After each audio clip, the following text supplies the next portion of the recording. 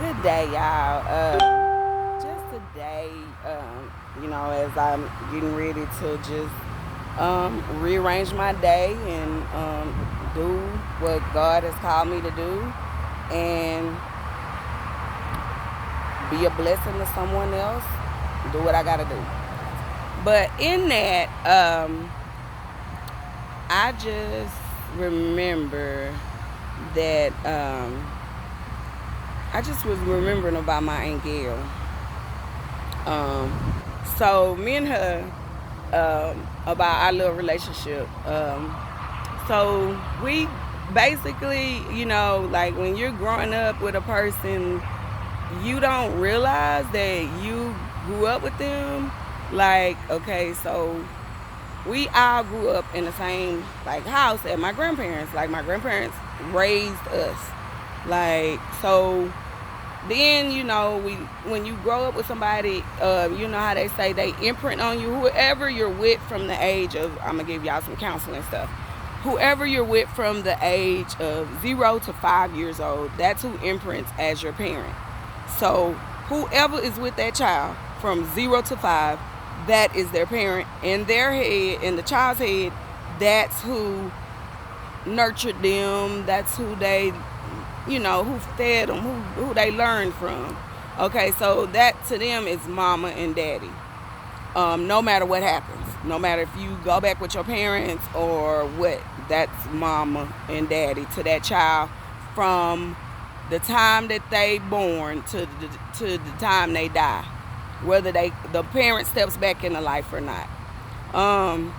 And hey, just use that as counseling for those of you who may have went through that or whatever. I knew that to be true, and I've counseled plenty of young kids and adults, and it's very true. Okay, moving right along. So me and Aunt Gail, we like grew up with my grandparents like together.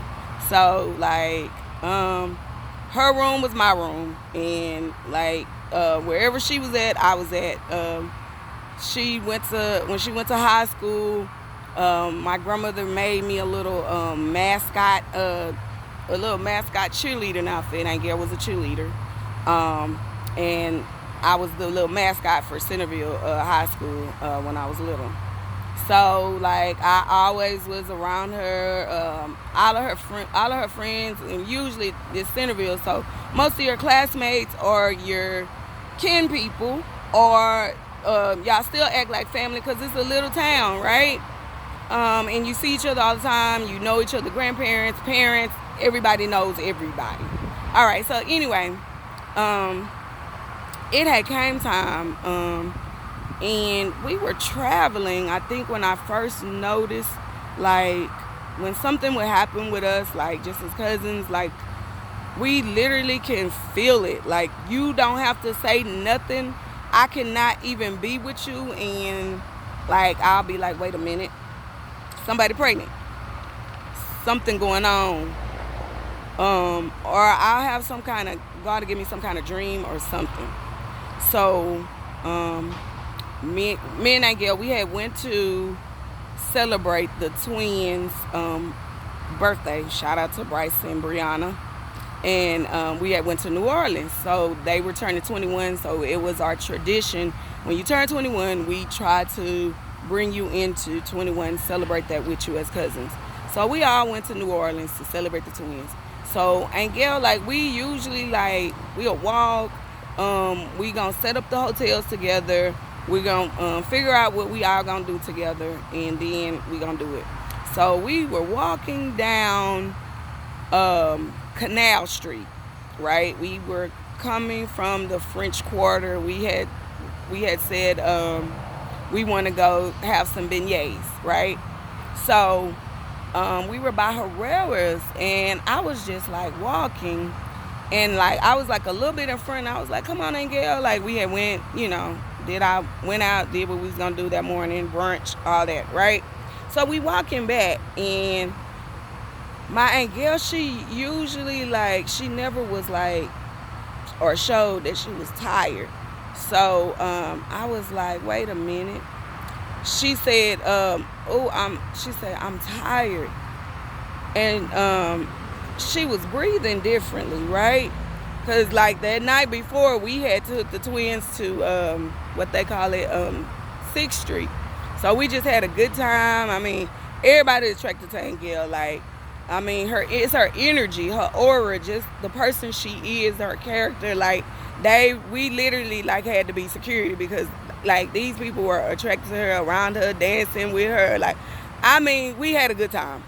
Like how they say, ooh, we had a good time last night. Like last night didn't owe us nothing. Okay, so we all get up and like you just continue the next morning. That's how we are. So anyway, she had said I'm tired, and for whatever reason that stuck in my head. Like that ain't usually her. Like it didn't sit right with me. So anyway, we get back to Houston. She get back and she go to Centerville. And then we just like was living our life, you know, doing our talks on the phone and all that, planning whatever our next trip was gonna be. So I think the next trip she was like, I'm gonna do something with the sisters. So I was like, okay. So she, you know, was getting everything together to, you know, spend time with the sisters. And it's what like we promote, to stick with each other, you know, because sticking with family, it does something for your social intelligence, right? So anyway, I had got this feeling, right? I had a dream. So in that dream, one of Angel's kids called me, and they were talking like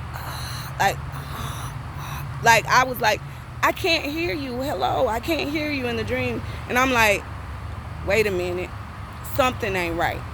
So I had told God, I said, okay, God, you're trying to show me something.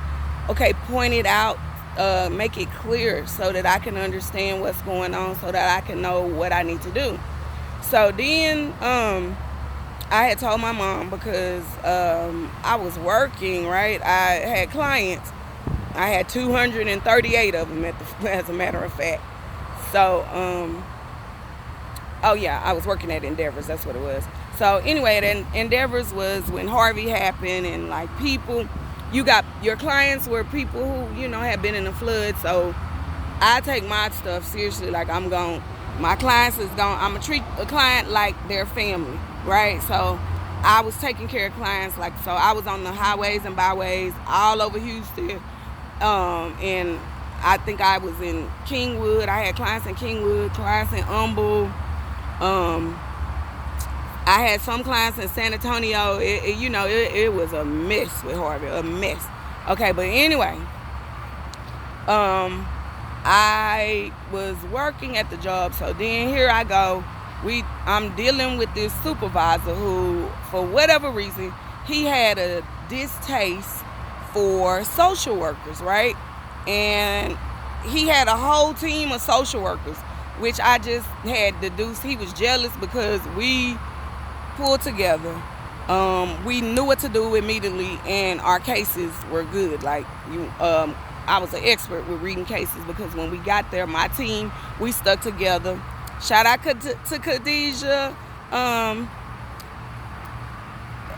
our supervisor at the time. So anyway,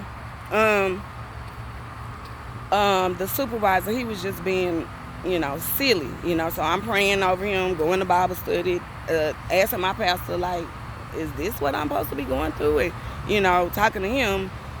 But I'm seeing stuff behind closed doors. You asking me to lie about stuff to the federal agents, like stuff that would get you in trouble. Like, no, I'm not going to do that. Okay, anyway, moving right along. So at the same time, my son was in school. He was getting ready. This was his senior year, so he getting ready to graduate. And Gail's daughter was getting ready to graduate. So they were seniors. Like, you have to think about, like, this is their senior year. So, that's special to you, right? You're going to always remember that. Okay, so I tell my mom, hey, Mom, something is going on. Call and figure it out. See what's going on. So she never did it. So I guess it was never meant for her to do it. So I finally got the chance, in between clients, I called and didn't get an answer, right? So I'm steady praying to God, like, okay, God, what's going on? What's going on? So I called my Aunt Gail, and immediately, y'all, I don't know what turned in me. Some kind of switch went on, and I said, tell me what's going on, and don't you lie. And when she answered the phone, she sounded just like my dream. And I was like, you're the person in my dream.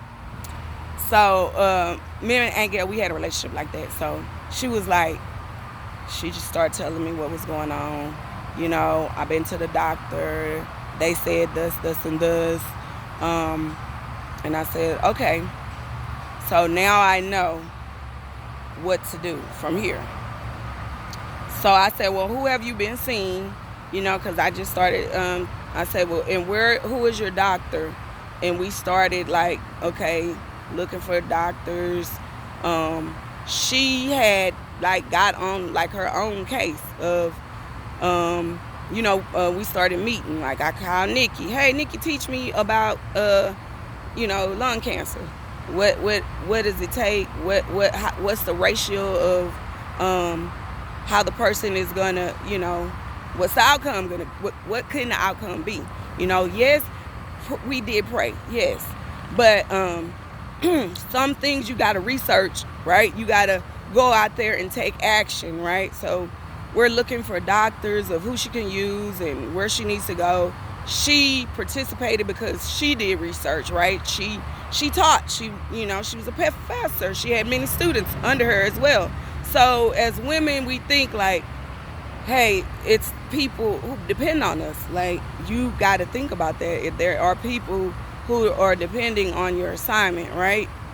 Who are you called to be, right? So she get to looking. She found this event that was happening here in Houston. She went and found her own doctor to treat her, right? She's even on that research. It was at MD Anderson. So we all met the doctor, right? This doctor gets your medicine. She works with lung cancer patients, and we had met many of her patients who made it, right? So needless to say, we going through it. We end up, her doctors, because, Centerville, it's all different counties. What I found out, different counties have different, benefits, right? So if you're here in Houston, right, if y'all ever going through anything like this, if you're here in Houston, there's different benefits you can get. So that's why a lot of people will, if they're going through any kind of cancer, they will come to the MD Anderson Medical Center or Baylor, right? Because you can get different kind of benefits quickly, right? They gonna pay for your hotel. They gonna find you a case manager, a social worker that will work with you, that this is their specialty, right? So it makes a difference, you guys, in how you deal with your family. And some things are aggressive and you need to take care of it quickly. And if you don't, right, yes, God has a timing, but you can move in ways that can help, right, that can save, and that family member can still be here and, be who they called to be. It's up to you. But needless to say, if you are a control freak and you got to control everything and you really don't know what you're doing, then stuff happens, and i.e. people get up out of here. Okay. Anyway, so I told Angel, okay, listen, I'm going to be in this fight with you. As long as you want to fight, we going to fight. So I went, she set up the thing. I made time in between work and everything. With that job, I was fighting so much, I just said, God, maybe this ain't what you calling me to do right now. So anyway, I immediately, I turned in a 2-week notice, and I said, I got to go. My mother is sick, and she's in stage 4, and I need to go take care of her. So I know how to move, and I could jump back and forth. So with my son's school, I was I talked to my husband about it. We prayed about it.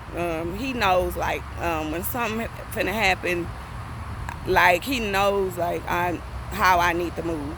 So he is very supportive. I thank God for him. Thank you, Harold Stubblefield, for, dealing with me.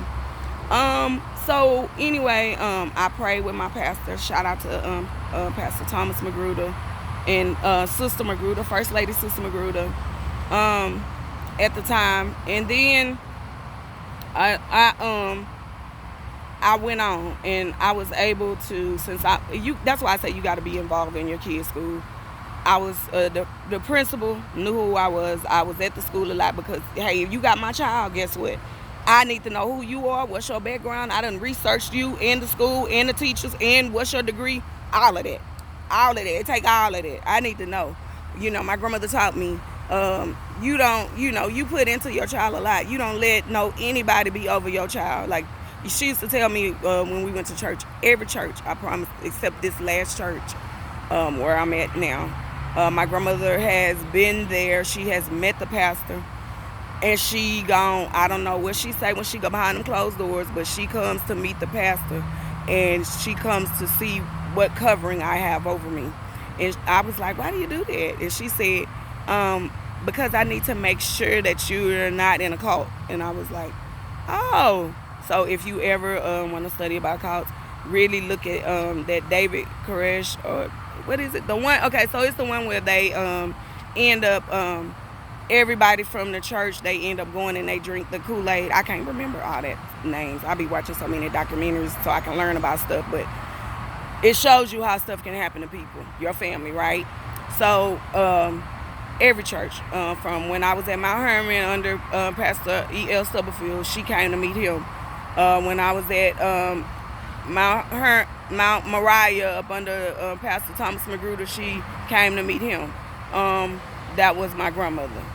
So I know she's still watching, okay, because her prayers are being answered, right? Moving on forward, I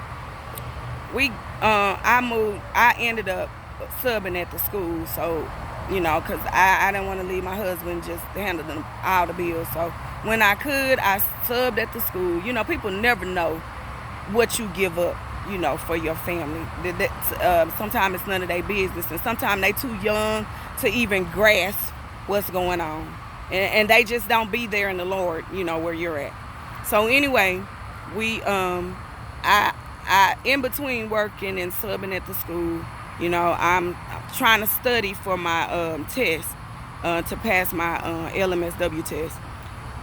Finally, my professor, I was going to, study. She told me, she said, "Lit, it's too much going on right now. You need to take a break, take care of this, and then come back." And I had understood, because it really was. That was like the fight, to me, that was a fight of my life. Like, I talked to my angel all the time. Like, we conversated, we planned projects, we planned trips. Like, we even got into, like, these kids that disappear, how they just disappear. And we got into, like, working with ECResearch, all kind of stuff. So I've been behind a lot of closed doors. And sometimes for us, when we disappear, we don't know how to find people. So me and her was into the sex trafficking, figuring out what happened. Like, at that time, one little girl had disappeared from Madisonville, so we got the word out there. And we found her. Someone had taken her. And literally, she was about to be in sex trafficking. So thank God, we worked together, prayed, and did what we had to do. And did that with phone calls. So it's a no excuses, right? And we did that while she was dealing with cancer. So anyway, we get down to it. And finally, I'm going to skip on because this could get long. But I don't want to skip on. I mean, I don't want to just close it out. But just to say, we got to the end. And Gail had did all she could, to get ready. Sometime when I was talking to her, I could see her transitioning. I don't know if, I don't want to trigger anybody, but if you ever been with someone who, like, they're transitioning, right? So sometimes they'll talk to you in the here, like today, right? They'll be talking about, I need to do this, I need to get this. And then they'll transition to, like, it's kind of like they go over there, which I call it whatever it is, when they talking to God, and they will be talking as if, you know, I'm going to miss y'all. They'll be talking as if they're gone, right? For you to get ready. But you have to be in tune with the Spirit, the Holy Spirit. And you have to know, I call it listening with your third ear. So, and that I had already said, okay, she's leaving, right? So I got ready. I had to mentally get ready for that because we were very close. You know, that was like my when I wake up at 2 o'clock in the morning person, you know, I call her and she at work, and she'd be like, what's wrong, Pumpkin? And I'd be like, Amy, like, why y'all didn't tell me about menopause? Like, this is the worst. Like, you know, I just say crazy stuff because she knew that was me. And we would be laughing. I'd be like, y'all didn't tell me that you can't sleep. Like, what do you do? You know, here I am, it's 2 o'clock in the morning and I want to sleep. Or you didn't tell me that I get mad real quickly and I will snap on you and I'm tired. Like, I done timed out and you're doing too much. Now here you get the other side of me. So whatever, we would laugh about stuff like that. Okay, Pumpkin, you need to get you some this and take this. And then we just talk about how to do it healthy, right? All right, Amy.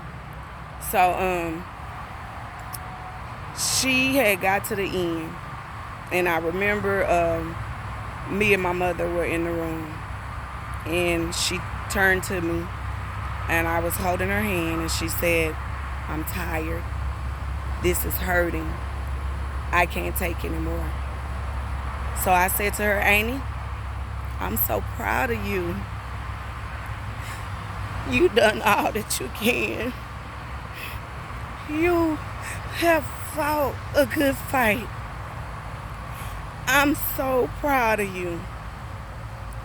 She turned to me and she said, Pumpkin, I love you. I'm so proud of the woman that you have become. Take care of my baby. I'm going to miss you guys. And I said, I'm going to miss you too, Angel. Like, I understood she had to listen to God and go on. So I called my mom over to the bed and I said, Mama, come on, let's pray. You guys, it was so beautiful. As we began to pray, Angel began to pray to the Master herself. Now, she was supposed to be under sedation, but she came out to talk to the Master, the one who created her, the one who knew her before she was even born. She asked God to take her. Yeah, I don't care how much big panties you put on. When it's that person that you connect with and that you grew up with, you know, you talk to every day or all the time. I could go to her about anything. It was hard. I held my tears in. I didn't want her to see me crying when I went to see her. I would get there and I would talk to the nurses. They thought I was her daughter. You could never tell us apart because we all look alike. After that, she said that prayer. She went to sleep. She did not wake up again. She went to the Master, the one who created her. She was in no more pain. She didn't have to endure no more tests. She didn't have to pay no more bills. She didn't have to endure no more hurt. She had did what she was called to do. I just thank God for the life that she lived, for the people that she taught, touched, affected their life. Like, we had so much fun, like, while she was here on the earth. You know how they say, I did what I was supposed to do. After that, we had to get ready to go on without her. Yes, I miss her so much. I do. It gets really hard out here. You know, people, they'll step on you. They'll hurt your heart and go on like it's nothing. But Aunt Gail wasn't like that. She would tell me during the time, and I still carry this mantra, Pumpkin, it's gonna be okay. Because even some of them family members, or I call them so-called family members, I was disappointed because she did so much, raise their kids. And I said, Auntie, where are they? They should be ashamed of themselves to do what they doing. You did too much. She said, Pumpkin, don't be upset with them. Like that's where they're at with the Lord. And it just taught me so much about people. Like, I learned a lesson in that. Yeah, I was gonna miss her. Yeah, I looked at people and how they acted, and the people who's supposed to, who's supposed to be there gonna be there. Yeah, I was disappointed. I went to God. I called out their name. You gonna be disappointed in people. They gonna do some stuff that you think, I can't believe they doing this. Like, I've been there for you. Like, I opened my heart up. Like, I set stuff aside for you. I set my family aside and did what I needed to do because I was called by God to do that. Big girl panties. Big girl panties. Sometimes I say, God, this is way more than I can bear. Sometimes, it's going to be way more than you can bear, but He's working on you. He has a bigger plan. That's a lesson. It was a lesson going through that, walking with her while she was crossing to the other side. And I know I have to do what I'm called to do. I'm going to miss y'all, is what she said. Take care of the family. That's what I'm charged to do. Yeah, sometimes they disappoint me. Sometimes they do some stuff I can't even believe. But that's on them. When they see God, they'll have to answer for that. When they see the Master, they will have to answer. And it's an account that you got to give for the time that He gave you on earth. That's anybody. Anybody. All the stuff that you think that nobody's seen. God looks high and He looks low. I talk to my Aunt Deborah and we pray and we talk about that. I don't care who it is. God looks high and He looks low. And He's taking account, right? And I know I belong to God. I'm one of the daughters. I'm a queen and I try to live as such, right? But in that, it taught me, yeah, people gonna disappoint you. They not gonna do what they call to do. But you got to understand, some of that have nothing to do with you. It's toxic behavior of what they have went through in life, what they have not went and got therapy for, what they have not processed, when they went and got their self-help knowing they got a diagnosis. It's all of that. And you have to go on and do what you were called to do. Just like I say about Jesus. I know. I can imagine how hurt Jesus was with Peter. You got to think, he didn't want, and who want to die? Now who want to sit up and be crucified on the cross? Just like I think about women who want to go through some crazy stuff, right? Who want to get beat on? Who want their heart hurt? Who wants that? Nobody at all. But right, you go through it. You go through it because you called to do it, right? It's an assignment that you got to do. But I'll end this with even Jesus was disappointed with Peter. You see Peter at the end of that story, what did he do?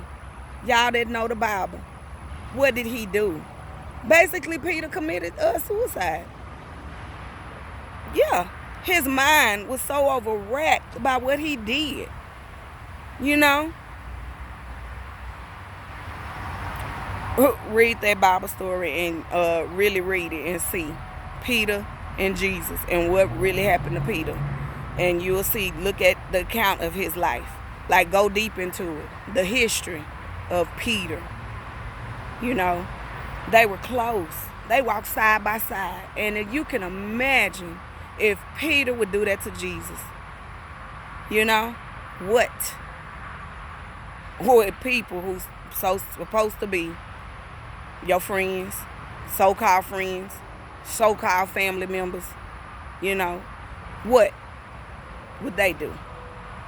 All right, y'all, have a good day.